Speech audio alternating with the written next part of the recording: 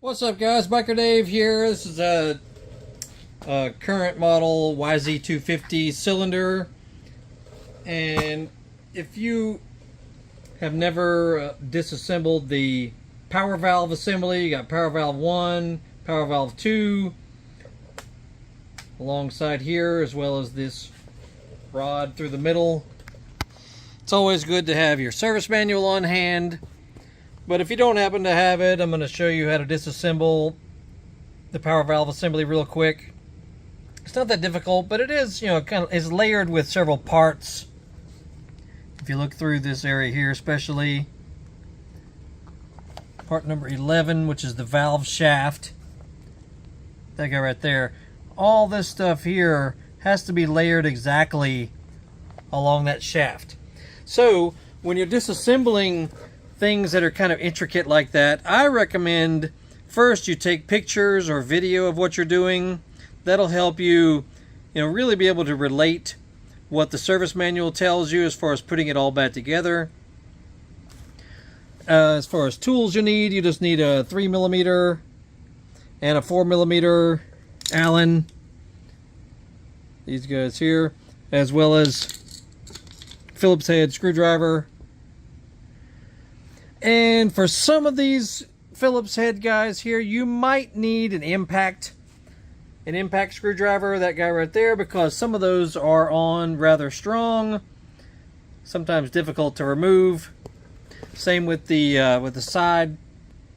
Those are sometimes difficult to remove, and you have to be careful not to strip out the Phillips on those fasteners. Overall, though, it's not that big a deal, so let's get to it. All right. With your 3mm, loosen these guys here. And I also like to, once I start disassembling these things, I like to lay them down either on my workbench or on a work cloth or something, paper towel on the floor, and lay them out exactly as I took them off. That way you're not so apt to mix things up in the wrong order. Okay, so things that are on top here, we'll put them on top on the floor.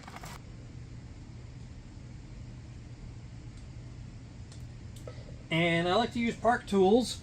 These are primarily for bicycle use, but they are really nice tools, especially with a T-handle style on an Allen. Makes them real easy to work with. And it's just been my preference over the years. So lay everything down on your workbench or wherever. My workbench is actually preoccupied right now with another little project, so we don't have a place to put it. Okay, now to keep it simple up here, notice how everything is, kind of specific on how it's all layered together, and you can see it in your service manual. The way all this stuff right through here is, it has to be specific. So make sure you really pay attention to how you take everything apart. Also got a big Phillips on the side over here. This guy. It's also easy to strip out the Phillips. So be careful, make sure you really be firm. Taking this part off here. And keep this little holder, the thrust plate, that little guy is called right there. Keep it all together, all goes on the side. All right. So, watch this. I'm just going to slide out number 11, the valve shaft, the main shaft. I'm just going to slide it out. Now watch what happens to everything. It sort of stays in position. Okay, now that's important. I like that right there, how it all stays together. But I want you to inspect a few things. Look at the gouges on this shaft here. If yours is in really bad shape with some serious gouging all through there, you might be able to, put it on your, I did a previous video, put it on your bench vise, hold it in place, and smooth it with some sandpaper, like some 500 grit up to 1,000 grit. You might be able to smooth that down, but if you can't smooth that down well enough, you're going to have to replace this part. I just got one myself to replace, and it is about $100 just for this stupid guy. Now just notice what everything is doing. You know, you got what's called the pulleys. These are the pulleys here that are attached to the rods. Okay, they're going to be first in line. Then the spring that rides on the valve shaft. Then there'll be a flat washer. And if you want, you can put it back together as you set it off to the side. You can put it, put it all back together the way you took it off. These springs. Notice the orientation of the springs. Very specific. See how that spring kind of bends in like that? But the one on the left has a more straight tone to it. So you got to keep it just as it is. Also,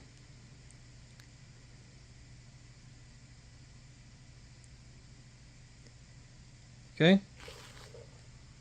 So if you want, you can slide it all back on. Slide her on the shaft the way it came off. Then we'll take the other flat washer. Slide it on. The spring. Be careful not to bounce that spring because it'll go flying if you're not careful. Okay, and also look at the pulleys. Okay, see how the pulleys are oriented? Make sure they're the same. They basically mirror each other. So you'll have the screws there, there. All right, and power valve 1 is this big guy. The big slide looking thing. You can just pull it out. The rods have these little forks on them that have to sit in. Those ride on the little slots. Okay, you can just set that down on the ground. And you got these big Phillips guys. Sometimes you'll need your impact screwdriver to get those off, possibly. Many people use blue Loctite on all of these screws. Helps you remove them. Got a washer.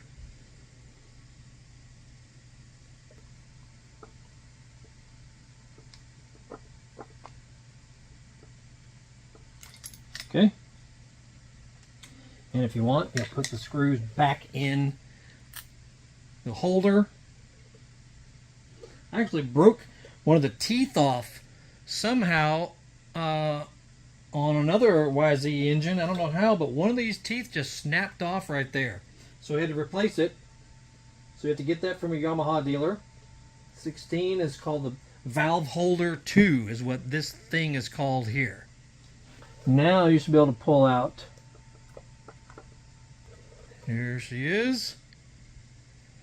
This you need to clean. Make sure that you clean all the black gook off of it.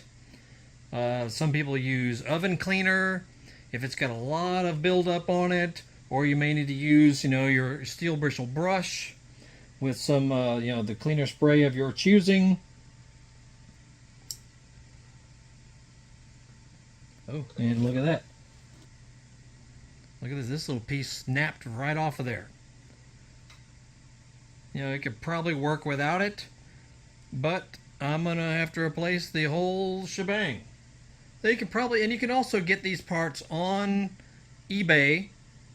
If you want to buy the entire power valve assembly, they're fairly expensive if you try to buy them used. So yeah, some things, you don't replace them very often, but when you start taking them apart, you notice that there's a crack in them or hairline crack somewhere in here. You don't realize it. So it's always good to inspect this stuff pretty thoroughly when you take it apart. Now you can take a look inside there. See inside. You want to also clean this entire area thoroughly. You can use, a carb cleaner, contact cleaner, a brush. You might have to soak it a little bit. And if yours is really nasty inside here, that means the jetting is probably way off on your bike. Or you're using the wrong number spark plug, or you are really due for a top end rebuild, or you don't ride the bike hard enough. You know, if you don't rev it hard enough and your jetting is off, it will build up gunk and carbon and oil and just nastiness in this whole chamber here. So you got to clean that out thoroughly. All right, and now take the other valves out from the side there. Number 15 on your page, power valve 2. You have 2 of them on here and here. Also the same deal, you might need your impact screwdriver to remove those guys because they are usually not removed very often. Another deal where some people like to use blue Loctite because it actually helps to make them easier to remove. So definitely don't use red, but you might want to use some blue Loctite. Just a little bit. You know, just a little touch of blue helps them make them easier to remove. Wiggle it off. You'll have an O-ring that you might need to replace. This guy here. Notice the orientation of the screws. It's also the same, so there's really no way to mix that up, and this little port has to point downward, so you definitely wouldn't do it like that. The cap, that's number 7, called the side holder. And then turn it, you'll have another one over here. Alright. These guys off, set them to the left side of the shaft on your workbench or wherever you have it. You might need to wiggle it like this. It might, you know, it could be a little difficult. So you might have to turn it like this to be able to get a good hand on it so it'll come out of there. As you see, same deal. You'll probably need to replace this O-ring, clean this out, and then you'll have the actual valve inside these round cavities in here. Okay, see that slot right there? The slot is visible from the front. See on the left side there, see that slot with that pin sticking through on the far left? You have one on each side, and those can be rotated just with your flathead screwdriver to give you access to it. And what fits into that slot with those pins is this guy right here. Has to fit directly straddling the pin on both sides here with this fork. You got a fork on each side. And notice it has to be upright like this as far as how it mounts. Right in there. Alright, and a little tip for you that these valves inside here are magnetic. So if you have a very stout magnet, that can help you get them out of there. Okay, so you can put them on the side like this, and then you have to push on them, or tilt them down. If you notice, I just tilted it down and it fell right out. But if yours are really gunked up, those might not come out very easily like these just did. So it may take a little manipulation, you know, and a little pick or something to force it out. Let's get a good look at it here. Right there. That is the end of the actual valve, this guy right here, when it's still in place. So, you know, like I said, if yours has not been rebuilt in a long time, this could be kind of gunky in here, and so it may be difficult to remove. That's also a lesson for you. If yours is in nasty shape, you'll make sure you get your carburetor jetted properly. Make sure you use good quality fuel and premix oil, and do your top end servicing on schedule. You know, you're only talking 20 to 25 hours is a typical job to at least do the rings on these. Sometimes the rings last longer than the piston itself. But, you know, try to stay on schedule with your service manual on keeping this serviced and clean and all that. That way this won't be as much of an issue. But, yeah, watch. Here's what I do here. Put a magnet right down here. Turn it up one side. You may have to tap on it a little bit and it comes right out. Holding it with a magnet like this. Very, you know, it gets very nasty. This is called power valve 2. So when these get nasty, they need to be thoroughly cleaned. Carb cleaner, you have to polish them even. You may have to use, some sandpaper to polish them, like in my previous video that I showed you. As well as the chamber itself inside here, that needs to be really cleaned well. And, so just do whatever method you can to clean all of this out extremely well. Everything you're looking at here needs to be spotlessly clean when it's time to put it back together. So something that you notice why mine are not evenly shaped is because this had to be shaved down a good bit on both of these. Notice how they're shaved down some because they have to have room for the larger piston, to fit in here. Okay, so when it comes time to put them back in,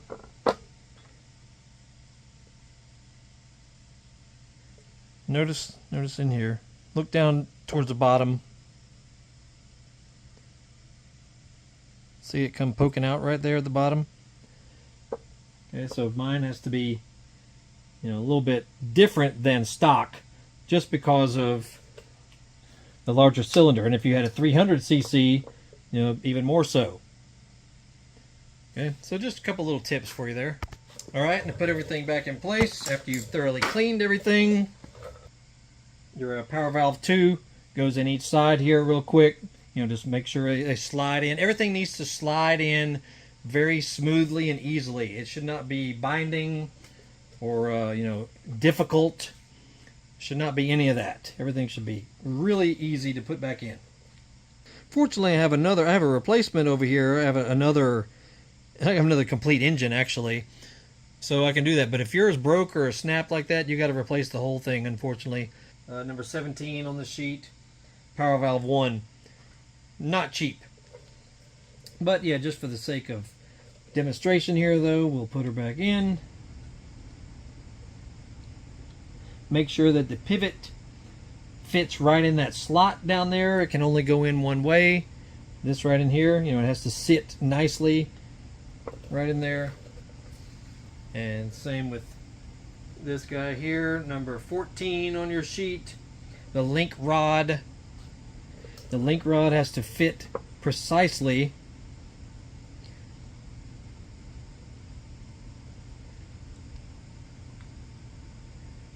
The little forks have to split right over the top of these little pins, and you can turn them either by hand or with a flat screwdriver. Okay, see that first, that has to sit just like that. Also this guy right here. Number 16, called the valve holder 2. Okay, the washers, see you got little flat washers. They go on the outside of it. And this sits under, see it sits under that little bar right there. Then your 2 Phillips will go back here and here. And like I said, you can put just a tiny dab of blue Loctite on all these fasteners in here because they're subject to a lot of heat and they can be difficult to remove. So don't cover them with blue Loctite, but just a little dot. Just a little dot of it will help the threads easier. It'll kind of lubricate the threads and makes them easier to remove and put back in.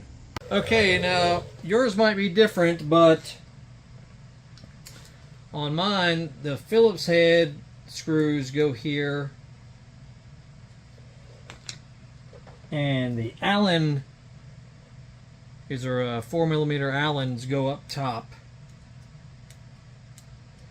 Okay, but make sure that yours is the same coming out as you put it back in.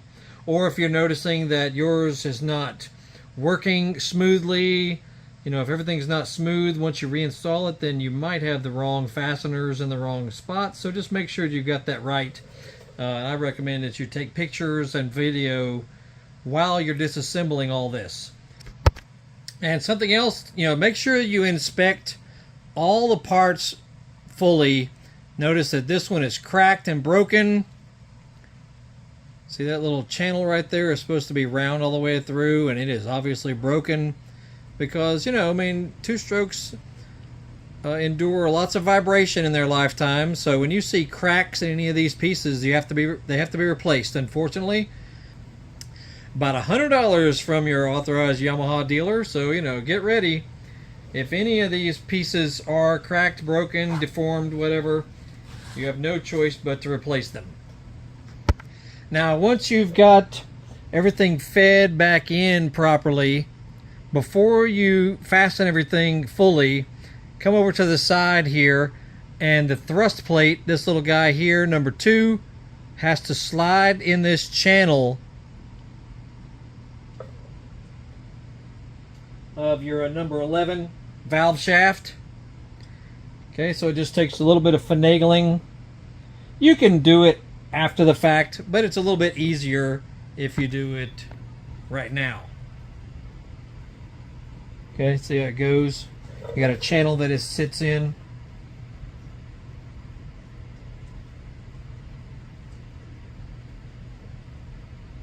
Just feed it into this. There, see how it sits in that right there, and then this right here, and then this will rotate. You might have to slide it outward just a bit so that this can ride in the center of that little slot. So loosely put your Phillips back in here. Just do it kind of loose, you know, hand loose first. Back it off a little bit. Okay, make sure all of these are lined up properly. And you'll be able to see it from the side once it's lined up correctly. Okay, but you'll see mine is actually broken right here, so I'm gonna have to replace this shaft. But if yours is in good shape, you know, now's the time to rotate it so that it can fit in the slot. Then you can line everything up through here, and then, you know, put your fasteners back in and lock these guys down. Okay, I like to put the center one in first and just do it hand loose at first. Then you can rotate these, you know, make sure they're gliding through the slots of the pulleys. Okay, and do everything just hand loose while you're putting all this back together. Now, some people like to do just a drop of blue Loctite on all of these fasteners, but the book tells you need some Loctite on these two guys here.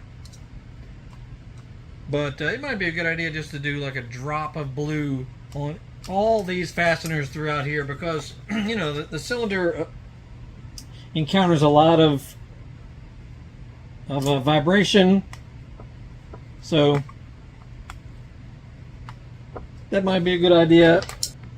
And pretty much all of these fasteners require between 3 and 4 foot-pounds, so they're not like brutally tight, but they are, you know, just decently snug. And you need to lubricate everything that's moving as well, you know, make sure everything is lubricated properly with very thin lubricant. And if you're sure you've gotten everything back together properly, but it's not rotating smoothly, like if you can't rotate it by hand like this, that means you need to replace the rod itself. See all these gouges?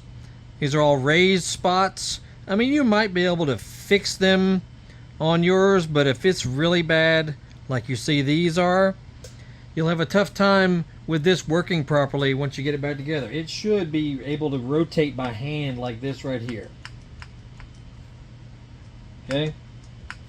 So I hate to break it to you, but this thing is about $100 from your Yamaha dealer. Take a nice close look at all that. You can pause the screen, you know, on your YouTube app. You can pause everything, but this is how it should look in proper form. Let's give you some light.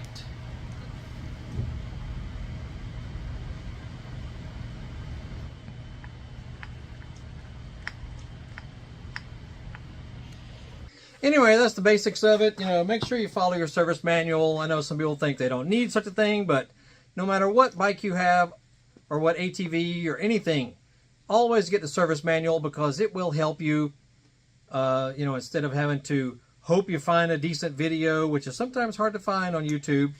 You know, have your service manual handy, and it always helps. And then take pictures of things while you're taking it apart. That'll help you, you know, as a reminder how everything goes back together. If our video or any YouTube video helps you out, make sure you click the thanks button underneath the video screen. And also like, subscribe, follow, you know, the usual protocol. And we also have 1,500 other videos relating to dirt bikes, ATVs, motorcycles, motocross bikes, scooters, hot rods, lawnmowers, chainsaws, all kind of stuff on our channel. So, you know, take a look through the rest of our videos and you might see some things that'll help you. We also have eBay store, Amazon store, always up to something around here. And that's it. So y'all have a great day. We'll see y'all later.